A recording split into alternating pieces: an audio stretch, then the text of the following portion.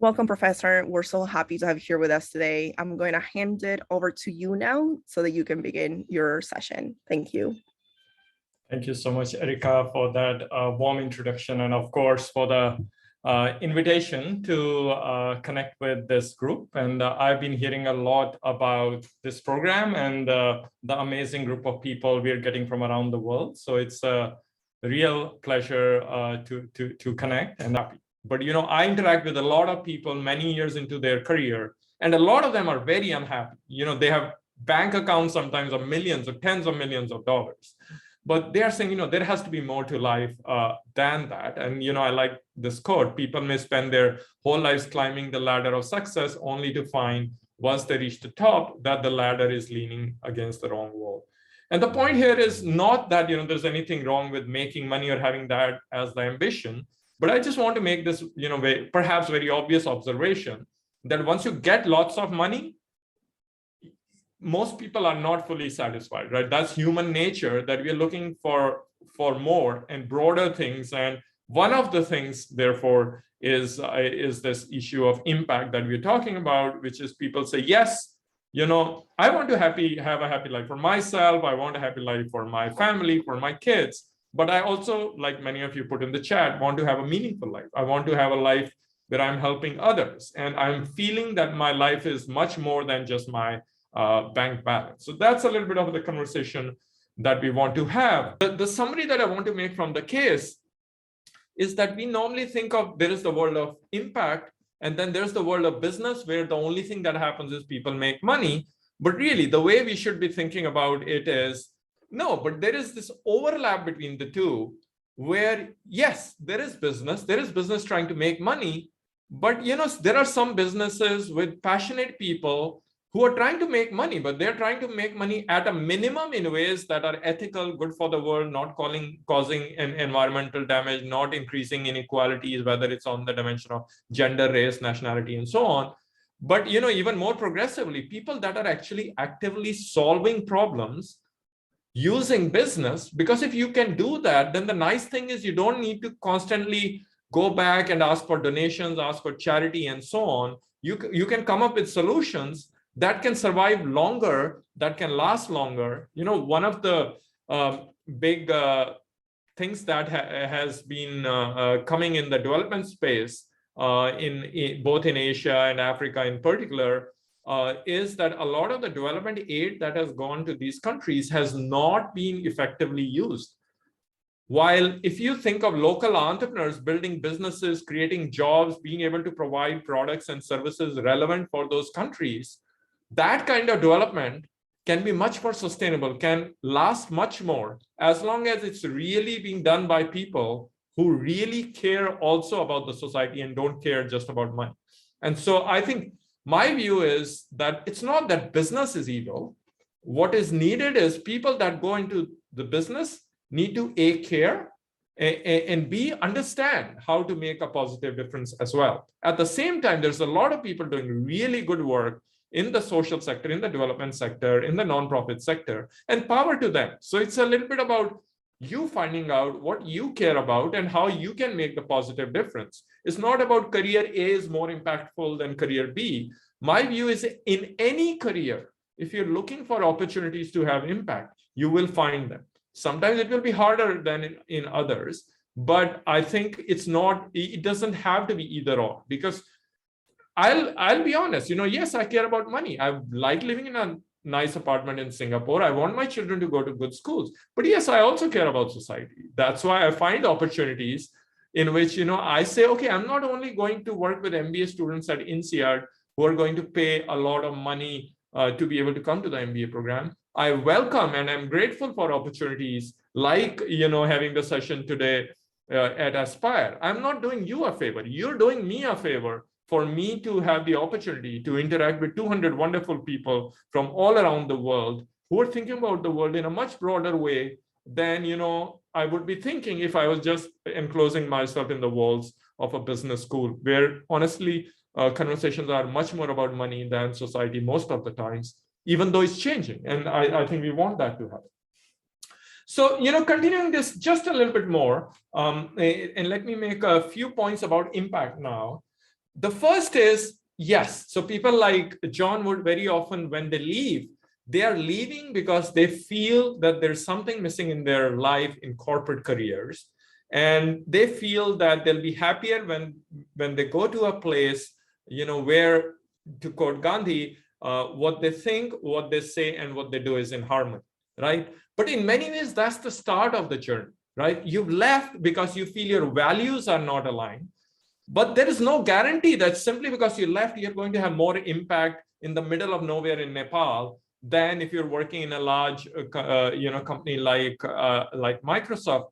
The next challenge is, how do you bring yourself to a place where you say, okay, now I made this decision, but I'm not going to be content just with working at a few schools or working in on problems that are not the most important. I'm going to push myself and say, okay, how can I, now that I made this decision, independent of whether the decision is to go to Nepal or not to go to Nepal, the question I will ask is, wherever I am, how do I make the biggest difference, right? So the question of impact, when I define impact, it's about asking this very simple problem, right? So the question that we are asking is, imagine a world in which you are not involved, right? And then the second question you're asking is, now imagine a world in which you're a part of the world, right? How is the world different? Because if the world is not different, then you haven't had an impact. You might be feeling good about all the things that you're doing, but it's not obvious you're really having an impact. Now, I know it's a little bit of a provocative and strong definition of impact, but it's worth asking that question. This is not meant as being disrespectful at all for people, doing tasks like this. And I volunteered for tasks like this myself, which is things like beach cleaning projects, right? In most countries, there are always these projects like, let's go to the beach, let's clean up the mess, let's remove the bottles, let's remove the plastic, and so on. And yes, it is important. It definitely has its place. But the question also to ask is, if you're working on the environmental issue, climate issue, is that the best way in which you can contribute? Or do you think you have the skills to be able to influence the policymakers on environmental issues so that these problems don't happen in the first place? Do you have, the power to become, somebody who is working with the investors of projects, or working in companies which, to be honest, are responsible for a lot of issues, environmental issues, and so on, and helping that improve? And then the question is, if you are able to make a bigger contribution by doing that instead of doing beach cleaning, then you should be doing that. Even if in beach cleaning, it looks more immediate that you're there. But if you're able to influence policy at a level in which none of these problems will happen in the first place, your impact might be much more, even if you're not getting this immediate satisfaction of pictures you can take that you can put on Instagram or Facebook to say, look, I'm, trying to make a positive difference to the world. So the bigger point again is that the first point is that we have to care, right? And if we care, we have opportunities to contribute in the social sector, nonprofit sector, but we also have opportunities to contribute in the business sector. But the real question is, we care, but once we care, the next step is to ask the even harder question on, am I doing it simply from my heart? Which is great, starting with the willingness to contribute, but then am I also using my head and saying, is this really the best way in which I can contribute, right? And I would encourage you, if you haven't seen, to go to this website. It's called 80,000hours.org. And in fact, if you go there, they have a free guide available, which is the picture that's available on the left. And the reason their name 80,000 hours is they're saying on average, people work 2,000 working hours in a year for about 40 years. So a typical career has 80,000 hours. If think about it, 80,000 hours is not that much, right? So the question is, would you just mindlessly spend those hours saying, okay, that is just work. Anything else that I do meaningful will be during the evenings, during the weekends? Or are you going to challenge yourself and saying, okay, can I do something with those 80,000 hours where I am actually contributing positively to the world? And very often the answer is yes. And I think this website might give you some ideas, though, of course, every person's life is different and every context is different. But I would say generally, if I have to summarize, what that book says, as well as what comes out in a lot of other places and even our own discussions, is to keep an eye on three things. The first is passions, right? So people say, follow your passions. That's useful, but that's not complete advice, right? In my view, passions matter because passions is what is going to drive you, is going to make you hang in there for 5 years, 10 years, 20 years. But that's not enough. You have to combine it with two more things. The first is there a real need? You might be passionate about something that's really not necessarily among the top 20 things the world needs, right? So you have to balance it a little bit and say, okay, I might want to help the children in Nepal, but the first question to ask is, do the children of Nepal really need help in the first place, right? And do I really understand what their needs are so that I can go help the children in Nepal? But the second question then to ask is, am I the right person? Do I have the strengths and the skills to do something meaningful on this issue, right? So you ideally have to, yes, it helps to start with your passions, but don't forget what are the real neglected, important, critical societal needs, and how does your passion overlap with these needs? But then simultaneously also saying, okay, but do I have anything useful to offer? Am I the right person who can meaningfully do something here, right? So it really has to be overlap about the three. And here I've stolen the term ikigai, which if you Google, that's another buzzword, right? People love to have buzzwords and then do TED Talks on buzzwords and sell books with those titles. I think that's how the game works. Now, of course, 3 circles is not enough for you to sell a book. Therefore, if you read about ikigai, I think they have 4 or 5 or 6 circles, but I thought 3 is enough. My head normally can't keep track of more than 3 circles, so I simplified to just 3. Now, on this question of societal needs, how do we think of needs? So this is where I think sometimes you might already, from your personal experience, from the community you're in, the people you've exchanged, you might already be aware of what are important needs, and you might directly work on that. On the other hand, you might be somebody who's saying, okay, I want to make a positive contribution, but I don't fully understand what are the most important needs that I should explore. And if you are one of those people, I would encourage you to Google Sustainable Development Goals and go on the United Nations website for Sustainable Development Goals. And so there are 17 Sustainable Development Goals. But I think more interestingly, if you click on any of these goals, there are a lot of sub-goals.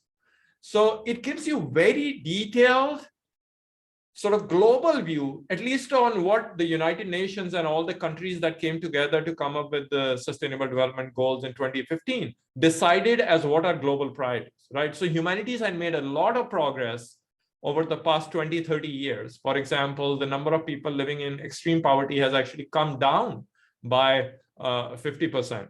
The number of girls that were not going to school is actually far less now. The number of women that were dying at the time of childbirth, or the number of children that were dying because they were not vaccinated, is far fewer now than it was in the past. So we have to, come at it from a place of optimism, saying, well, despite what it might look in the news channels, the world actually has improved in a lot of fantastic ways. At the same time, there really is a lot to do. And of course, one of the most prominent things now that's obvious to everyone is climate change, which is one of the goals here, goal number 13, right? So whatever you care about, educate yourself more on it, and then try to understand how your own personal passions and life circumstances overlap with these goals. And then, what skills can you bring to the table? And you don't have to start from scratch. You don't have to do the John Wood of leaving everything and going there. You can work within the organizations you are, or you can find another organization which is doing good work, but where you will get a chance to contribute and also learn more, and maybe in the future become an entrepreneur. Not everybody has to become an entrepreneur. But having said that, I just want to just make a couple of other points, which is these are not independent goals, right? So on the one hand, one might say, okay, so here's a list of 17 goals, but the reality is these goals are actually very interconnected.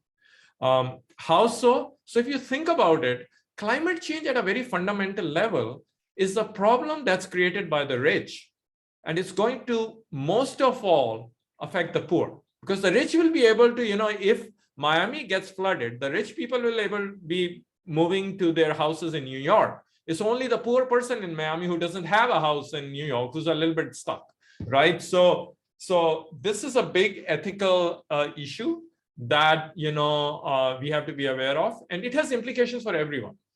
For the rich people, it has implications that we have to be in a position of humility, and that when you're trying to help somebody or contribute positively to the world, we are not doing this as a favor.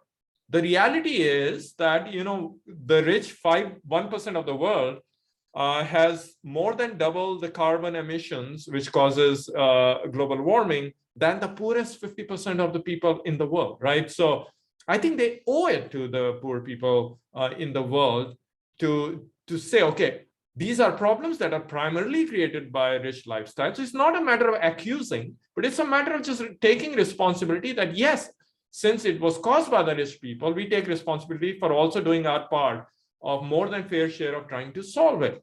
At the same time, if you're coming at it from a position of disadvantage, if you were among the 50% people that didn't cause this, but you're at the receiving end of it, I think it's important to be very aware of this, so that when we are talking to somebody who's coming from a position of being in a rich country or a rich segment in the country, saying, look, these are our rights. You're screwing up the earth, and we live on the earth, and we have as much right to the earth as you do, right? So coming from that position of we are well informed about what are the problems and what are the causes of the problems and what is the fair justice outcome that we could be demanding here, because without having that, you end up in a position where you're just at the receiving end, taking whatever a rich country or a rich person sort of throws your way. And that's obviously something that comes with a power imbalance.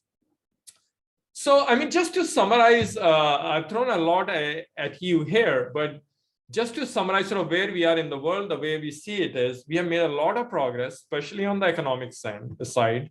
On the environmental side, we've created a lot of problems.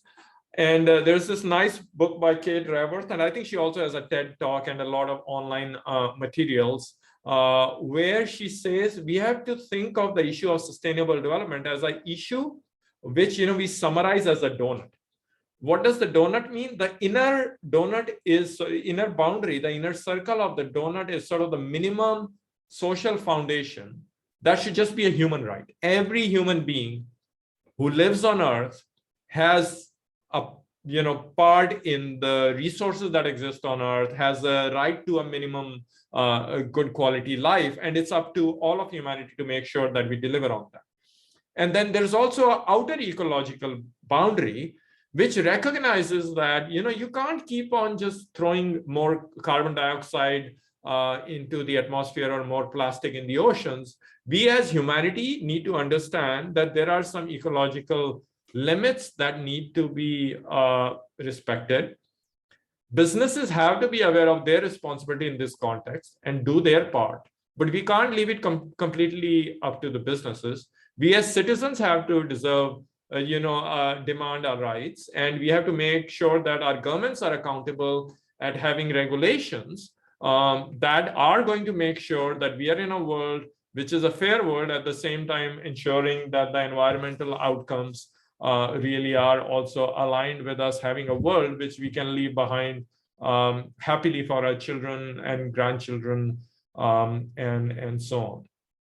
So I will stop there. I know we have some time for questions, which I want to make sure we use, rather than I have 1,000 more PowerPoint slides on my computer, and my goal is not just to show that. So people that would like to comment on anything that has been said. And it's like if I have to ask a question, so is it like, are there many scenarios where people usually change their careers just because of an impulse or something? Sir, thank you. So I would say, I think this is a careful balance, which is on the one hand, impulse can very often lead you to totally astray. On the other hand, completely waiting for the perfect moment very often means that moment will never arrive, right? So it's, and this is where I think it, as I mentioned, you have to start with your personal passions and your personal goals and risk-taking appetite. And different people, for multiple reasons, might have different ability to be able to take risk. It can be their personality, it can be family circumstances. If you have small children, you don't want to be jobless. It's very difficult for you to take the kind of risk that you could if you were single and you already have a savings bank. So that's what I would say. I think the most important point to me is not whether it's a right decision or wrong decision to go in a particular decision. I think usually it works out. As long as I think you have the confidence in yourself and you've thought through to some extent. But very important, I think, when you take these decisions, you have to be aware that you'll have to learn a lot. You have to go in there from a position of not being like, hey, I'm the smartest person on earth. I know exactly what I'm going to do over the next 10 years. Because if you go with that, invariably it's going to fail. But if you go with a position of, I'm always thirsty for learning new things, I'll go there with humility, because this is in a different context. For example, I might have been very successful as a businessman in Microsoft. This doesn't mean I have a clue about Nepal, but I want to start a new life. So I'm going to go to Nepal. I'm going to go to Nepal with a view that I'm really here, first of all, to learn with humility and recognizing that Nepal is contributing as much to me in my own growth as I might hopefully be able to contribute to Nepal. And then it will be a constant learning journey, finding out ways in which you're contributing, changing, and the buzzword in entrepreneurship area is pivoting. No venture sort of has a linear path. There are always pivots. And similarly, I think a career that's sort of, if you're really driven by passion, you'll figure it out, but chances are there will be many pivots on the way. That's all I can say. I don't think I can give any clearer answer than that, perhaps. Can we go on to the next question? Ms. Gonzalez, I'm sorry, I don't know how to pronounce your first name. Don't worry. Thank you, sir. I have a doubt. First of all, thanks for this valuable information. But my question is, how can we do a really impactful project without chasing an utopian idea? Because we face reality. I didn't follow. Without what? Oh, the doubt is, how can we do a really impactful project without chasing an utopian idea? Without chasing? Chasing, yeah. An utopian idea. Yeah. Oh, utopian idea. Okay, sorry. Yeah. I think it's a little bit back to the 3 circles, right? Which is very often the utopian idea very often is driven by the passion and the need. But I think figuring out where you can make the most difference is very important. And I think this is where a lot of people that work on systems change, right? That's a hard space, which is, for example, if you're really trying to make a massive change, you have to recognize that you have to learn to work with a lot of people, including people you don't agree with on values, you might not even like, but you have to convince them.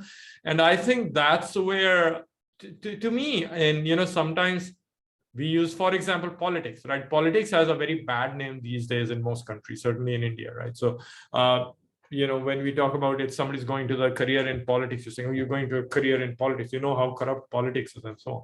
But if you fundamentally think about it, the nature of politics, right? Politics is all about bringing together people that fundamentally disagree on a lot of things and still being able to make progress. So I think I would say developing skills in collaboration, and practically at the individual level, that means developing skills like in topics like negotiation, conflict resolution, working on yourself to build your own resilience to be able to keep going in the face of disappointments. I think that's very important. And at some point, I know different people are different, right? But some people say, okay, and I'm going to be a bit pragmatic. Wouldn't it be wonderful if the government came in and set these rules so that no company is ever going to pollute? I think this is great, but at some level, I mean, this also, in my view, is a utopian idea, because just like, not everybody in the corporate world cares about the world. I mean, not everybody in politics actually genuinely cares about the world. So we have to just find our own way to, I think, work as a system and collaborate, and be willing to collaborate even with people who don't completely agree with you. But I think start with a position of listening and trying to have empathy, understanding why they are where they are, and figuring out, is there at least some common ground to make some progress, even if you might not get to the utopian idea. But I mean, but yes, I know there are others who say, no, but I want to be this idealist, and I want to imagine a world where everybody hugs everybody else and is singing John Lennon's Imagine, and that's fine. I think there's certainly a room for idealists in the world as well, but I think everybody can find their own way to contribute. That's all I can say. Hello. Hi, Nadima. Thank you, Professor. I am delighted with the session. I am from Brazil, from a small place, a tourist place, and a rural place. And I would like to talk about the three circles that we talk about, and say that it impactful for me a lot, because here arrives out people all around the world.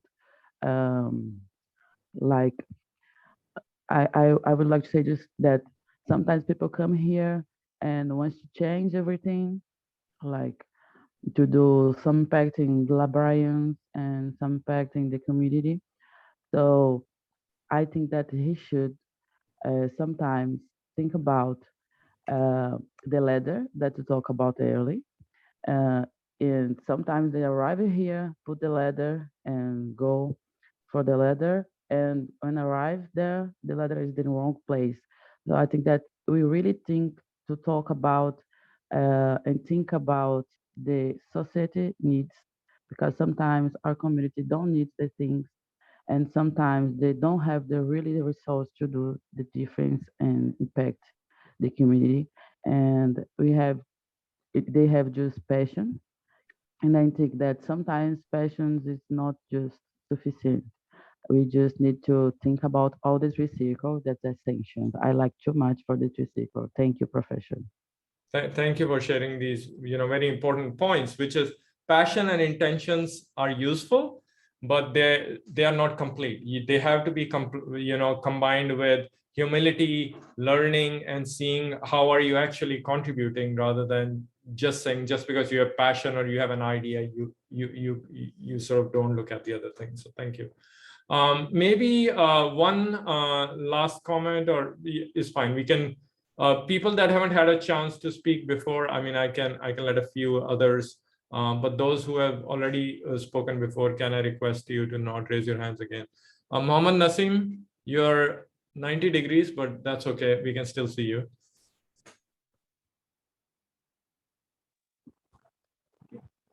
Thank you, sir, for giving me the opportunity. I am Nasim from Bangladesh. I would like to say one thing, if I would like to say about Maslow hierarchy need theory, and if a person cannot fulfill his physiological need, like safety need, and how he can fulfill his self-fulfillment capacity, like how he can pursue an impactful career. In that way, like if I think that I will not work for any tobacco company, that means it is a realistic way. I don't have any options to make an impactful career. Put that, I think, in a positive way, and that will help. So I think I would say every single career normally has the opportunity to do something, positive, even in companies that you might not associate with doing well. So if you are in a tobacco company and you can make sure that your company is responsible in the way it's marketing and not trying to get more teenagers to start smoking, right? Just as one example.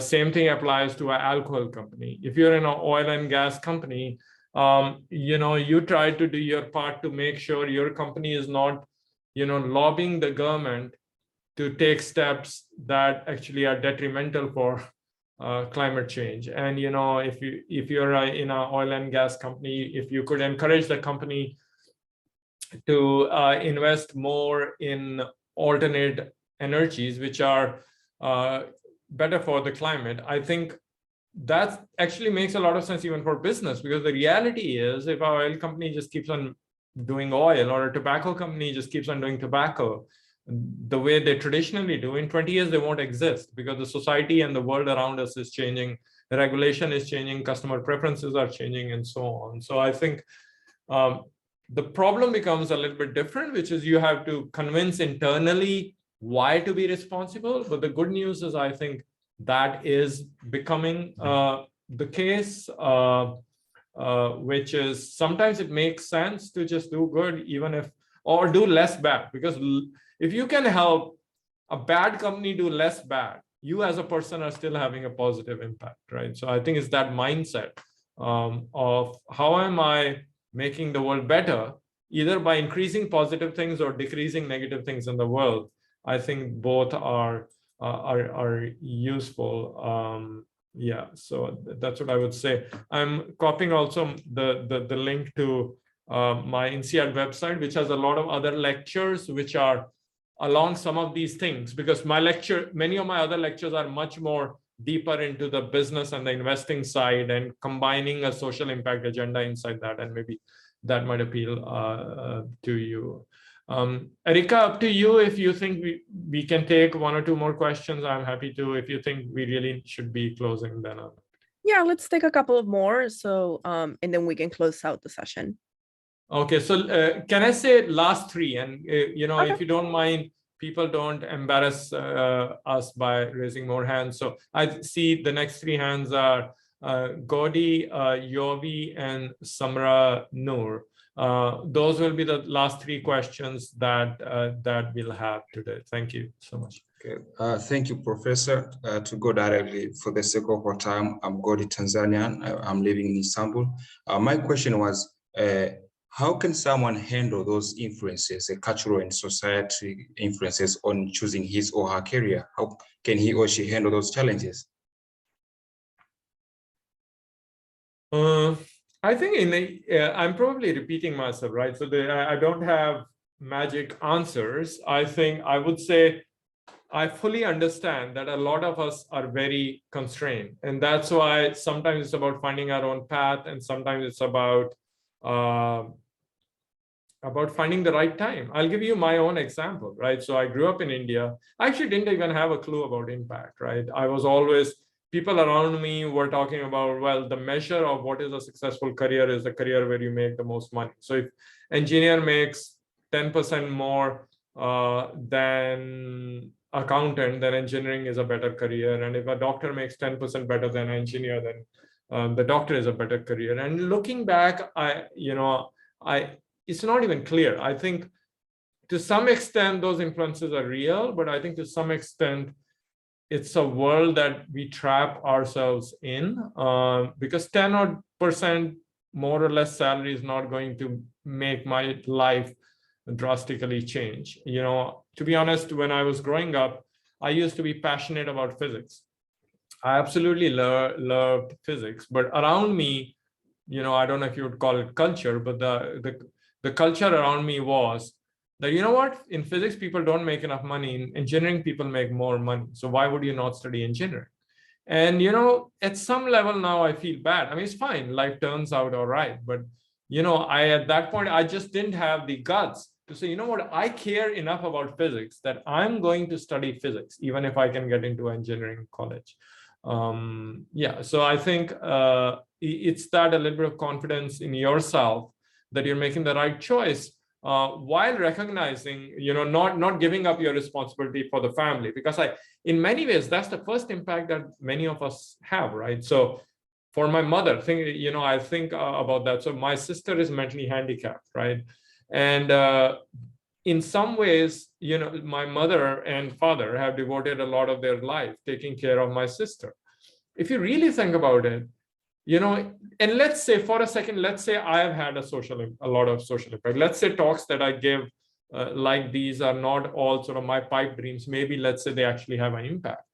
Do I deserve all the credit of it? Not necessarily. I think the credit goes as much to my mother as to me, because if she was not taking care of my sister, and instead if she was there always making me feel guilty of doing other things and not taking care of my sister all the time, I would not have the freedom to get educated, to go to study, to have these opportunities and so on. So life is a very complex thing where we all have to figure out our ways.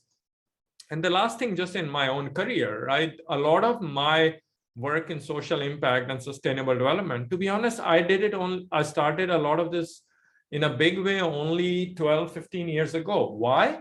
Because I was afraid earlier. I was afraid that I was not confident that I can have a career where I'll have a secure job. And only once I had a secure enough job, which is called the tenure in academia, right, where you don't get fired. After that, I said, okay, now it doesn't matter. Now I can do anything with my life. So, there's a time and place for everything. Some decisions are bolder than others, and I think everybody has to chalk out their own path. That's all I can say. Yovi, go ahead, please. And then last question from Samranu. Okay, thank you, Professor. Actually, it's a nice session. And I want to know what was your motivation when you were studying, and did you know about your job or the job you will be performing after your studies, and how did you come up with this career? And the last question will be, according to you, is your actual career impactful? Yeah, that's my question. Thank you. Thank you for that question. I would say I didn't have a clue. I think I had a very roundabout career. I went to engineering because everybody was doing engineering, even though I loved physics. After I did engineering, it just so happens I was in computer science. I actually loved computer science, it turns out. I went to the US. I thought I'll do a PhD in computer science. But then I heard people around me that, okay, if you do your MBA, you make much more money. So I actually gave up computer science, which is something that I loved, to switch to MBA. And then I worked in what is called management consulting for 3 years, and I hated it. I was making good money. I got a chance to, live in Europe. So that was a nice experience, but I hated it. And at my heart, I said, I want to be academic. So I went, and that's when I got my PhD. And as I mentioned earlier, in my PhD, in the early years, I was a little bit of a more mainstream business school professor talking about business strategy, global strategy, and so on. It was all right. I was not particularly, I was not fully satisfied. But as I mentioned, then once I got promoted to be at a position where basically you can do anything as an academic, that's when I started investing a lot in this whole space of sustainability, social impact, sustainable development, and so on. For me personally, the last 10 plus years in doing that have been the most fulfilling part of my career. So it has not been a compromise at all. I've learned a lot. So that's the nice thing. If you're enjoying it and you're learning a lot, then there's a little bit pressure on yourself to say, why am I doing this? Because for me, it's been amazing. I experienced to talk to 200 amazing people from all around the world. How many people get a chance to sit here and you guys are carefully listening, taking notes, and so on? My hope is, if this changes how even 5 of you think about the world in a way that you do something in the future that positively contributes to the world, I'm going to claim that, okay, I own 1% of that impact that you're going to have. And my hope is, once I add together 1% from here, 0.5% from there, and so on, because I'm lucky to be in a position where I get a chance to interact with thousands of people like you every year, I hope that the impact is there. Have I measured it? I don't know.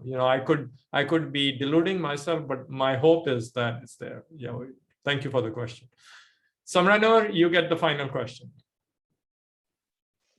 Hi, good afternoon from Istanbul, Turkey. I Hi. want to talk about patience and dreams because patience and dreams are trait people human, and every people want to follow their patience and dreams, but sometimes that is not enough for people. And just like John Wood, and I think he can stay until he are economically strong, and he makes a good plan and thinking deeply. After that, he can quit, I think. And in this period, and in such a this period, money is just the tools for people wanting and wanting and love do that they are good things. And I'm curious about these situations, and I want your advice and choices.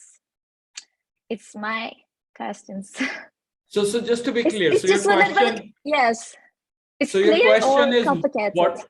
So the question is what to do with your passions and dreams. Is that? Yes.